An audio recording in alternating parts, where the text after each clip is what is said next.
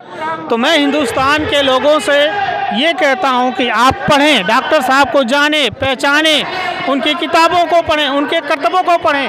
हिंदुस्तान के लेखकों को मत पढ़ें, डॉक्टर साहब के बारे में लिखने वाले जो विदेशी लेखक हैं उनको पढ़ें, वो बताएंगे।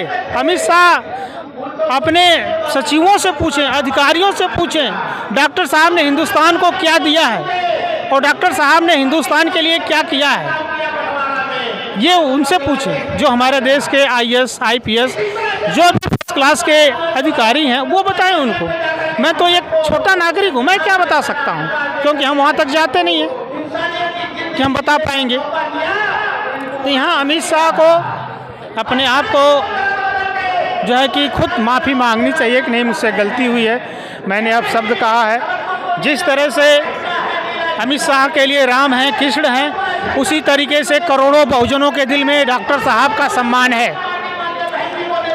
जिस तरह से अमित शाह राम को मानते हैं उसी तरह से बहुजन समाज डॉक्टर साहब भीमराव अंबेडकर को मानता है, क्योंकि डॉक्टर साहब भीमराव अंबेडकर ने उन्हें जीने का अधिकार, शिक्षा का अधिकार, पढ़ने का अधिकार, लिखने का अधिकार, उठने का अधिकार, चलने का अधिकार, स्वतंत्रता का अधिकार दिया। यहाँ तक कह सकता हूँ कि यह डॉक्टर भीमराव अंबेडकर के संविधान का युग है। तो जो इस युग में जिएगा वो इस युग की बात करेगा। इस युग के देवता, इस युग के अगर देवता अगर माना जाए, संविधान के देवता कोई है तो डॉक्टर साहब भीमराव अंबेडकर है। ठीक ना। अमित साहब को ये पता होना चाहिए कि सबसे ज़्यादा जनसंख्या 70% करीब जनसंख्या जो है कि डॉक्टर साहब भीमराव अंबेडकर को मानने वाली है,